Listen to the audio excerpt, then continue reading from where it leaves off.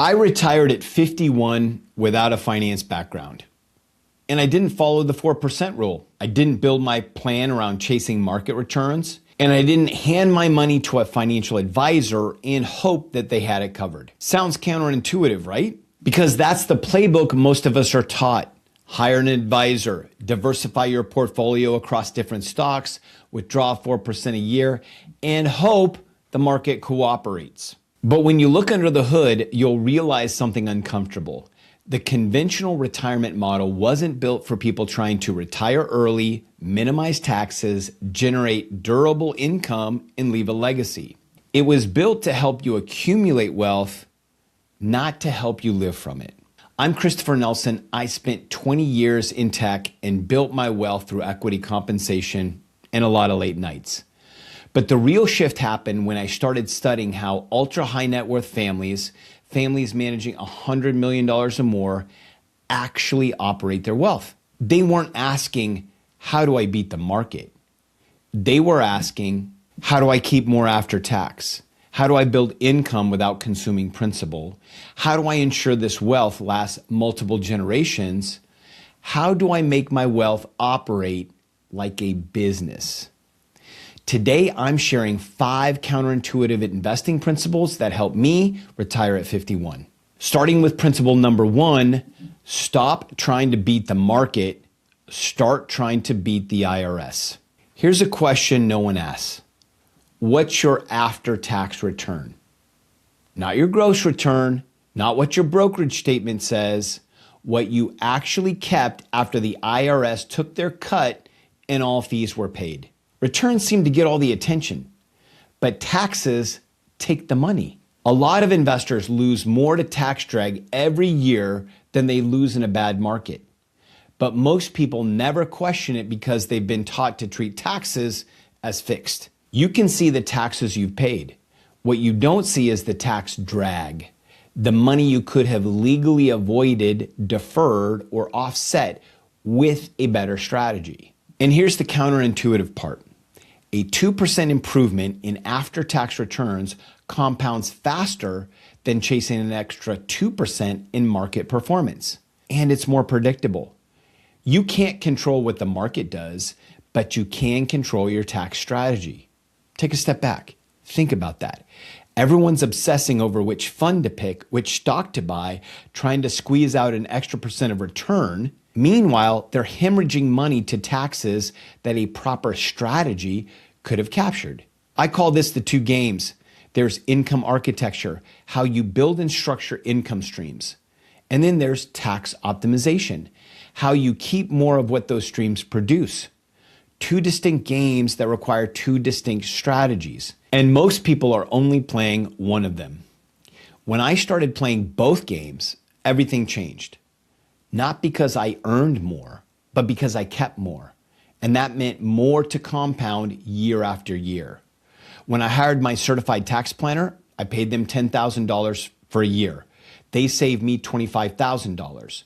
That's a $15,000 net gain year 1. Now, run that through a compound return calculator. That's $15,000 invested and compounded at 7% over 20 years. Nearly $58,000 from a single year's tax saving. But that's not even the real number, because that particular strategy should generate the same return delta every year. So that's over $650,000 over 20 years. Not from picking better stocks, not from timing the market, from using the incentives the IRS already offers. Now, the shift here is not complicated. Stop measuring your wealth by gross returns. Start measuring it by what you keep. Now on to principle number 2. Build an orchard, not a silo. Most people think about retirement the same way. You spend your career filling up the silo.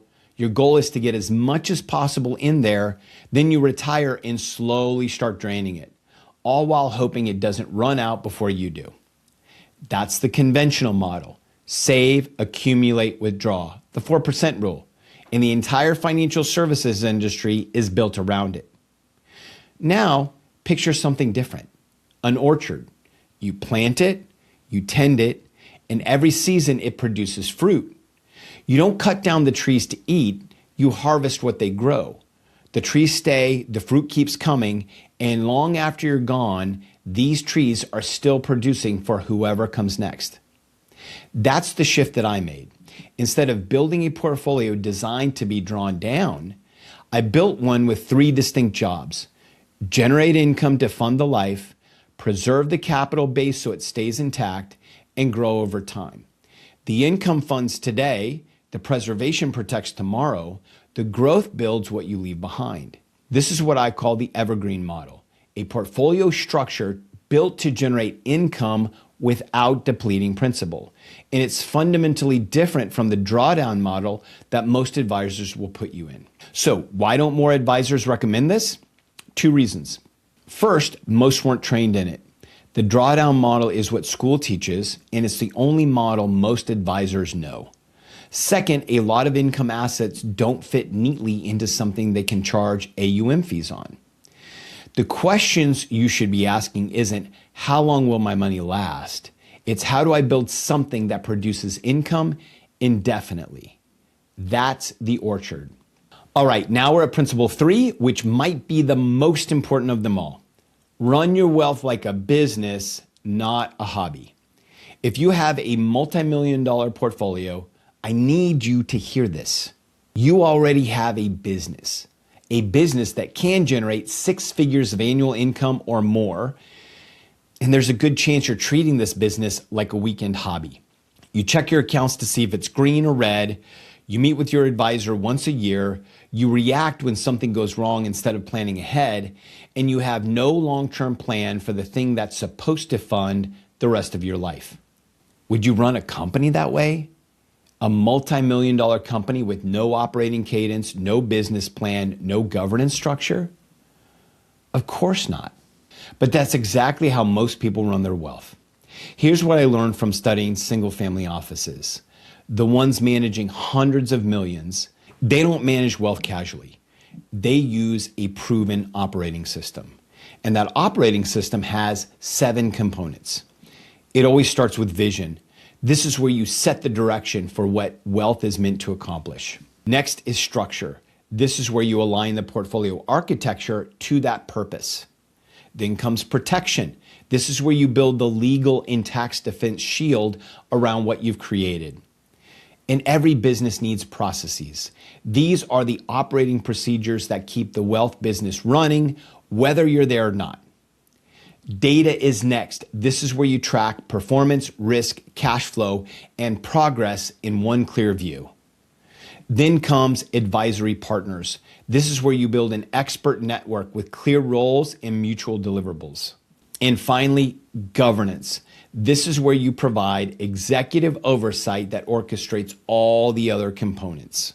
Most people maybe have 1 or 2 of these partially in place, and they wonder why managing their wealth feels chaotic. The goal isn't to build a $500 million family office with a full-time staff. The goal is to install the same operating logic at your level. Clear direction, clear data, clear responsibilities, and a cadence for making decisions. Once I built mine, the stress of managing my wealth didn't go away because my portfolio got simpler. It went away because I knew what to look at, when to look at it, and who was responsible for each part. And I wasn't worried that if something happened to me tomorrow, the whole thing would stop. The accounts, the advisors, the entities, the tax strategy, the decision process, they weren't just in my head anymore. They were part of a system that my family could continue operating. That's what a real wealth business gives you: visibility, continuity, and control. You can't protect wealth that only exists in your head, and you can't pass down a system no one else knows how to operate. But once you start treating your wealth like a business, a new question shows up. Who's actually in charge? Most people assume that's their financial advisor, and that's exactly where the next mistake happens. Principle number 4, stop being the admin, become the CEO. This is the one that gets people defensive. So let me be clear. I am not saying fire your advisor and go at it alone. I'm saying your advisor should not be the CEO of your wealth. Because if you look at an org chart for how most people manage their money, it would look upside down. The financial advisor is often at the center. The CPA is somewhere off to the side. A state attorney gets called every few years. The bookkeeper, if there is one, is buried in the details. And where are you? Usually at the bottom, forwarding documents, answering questions, and signing forms. That is not being the CEO. That is being the admin. And the problem with that structure is that everyone is siloed. Your advisor is thinking about the portfolio. Your CPA is thinking about the tax return. Your attorney is thinking about the estate plan, but no one is orchestrating the whole system around your goals, your timeline, or your family. In a real wealth business, the org chart flips. You sit at the top as the CEO, not because you execute every task, not because you become the tax expert, the investment expert, the legal expert, and the operations expert.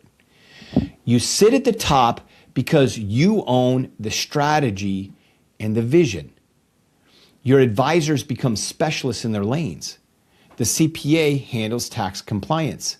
The tax strategist looks for proactive opportunities. The estate attorney protects the legacy. The investment team manages the assets. The bookkeeper keeps the numbers clean. But you are the one making sure all of those pieces are aligned. That's the shift from paper pusher to orchestrator, from client to CEO. And yes, this has a cost. But the bigger cost is usually the money lost to disorganization, unnecessary taxes, and siloed advice. Because once you're in the CEO seat, your job is no longer just to react to what's happening today. Your job is to build the wealth business for where your life is going next. That brings us to principle number 5. Build your portfolio today for how you need it to operate in 5 years. Most people manage their portfolio for right now. Well, what's performing today? What do I need this quarter? What looks good on my statement? But your portfolio doesn't transform overnight, at least not in a safe, tax-efficient way. Whether it's divesting from concentrated positions, shifting capital into alternative investments, or building income streams that don't exist yet, all of that takes time, often years. And if you wait until you need the portfolio to perform differently, you're behind. Let me give you an example. Say you're 5 years from retirement. Right now, 70% of your net worth is in your company's stock. You want to get diversified income-generating portfolio by the time you walk away. You can't sell that position all at once. The tax hit would be massive. You need a multi-year divestment plan, and that plan needs to start right now. Or say the growth portion of your portfolio is too heavy, and over the next 5 years, you want to migrate towards an evergreen portfolio. That transition does not happen overnight. Moving into income-producing assets like private equity, private credit, or real estate takes time. You can't just wake up one day and move half of your portfolio into alternatives, not safely, not strategically, and definitely not tax efficiently. Now, I know what some of you are thinking. This sounds like a lot of work. This sounds expensive. I already have an advisor. I'll deal with this later. And I get it. Life is busy. But the mistake is thinking the alternative is free. It isn't. You're already paying for the lack of a system. You're paying in unnecessary taxes, you're paying in uncoordinated advice, you're paying in missed income opportunities. You're paying in decisions that get delayed because no one owns the whole picture. And most importantly, you're paying in uncertainty. The goal is not to create more complexity. The goal is to replace invisible complexity with visible structure. When done right, this creates less work, not more. It replaces chaos with a system. If this is resonating, the next step is to lay the foundation to start operating your wealth like a business. Not a generic retirement plan, not another portfolio review, a clear plan for how your wealth should work across taxes, income, advisors, risk, and legacy. That's what we're building in our live workshop. In 2 hours, we'll help you map the first vision of your plan, what your wealth is for, how your portfolio needs to be structured and where the gaps are, and what decisions you need to happen next. Head over to wealthops.io/go or click the link below this video to register. Our next workshop is likely in just a few days. And if you want a deeper dive into this concept of operating your wealth like a business, check out this video on setting up your own microfamily office.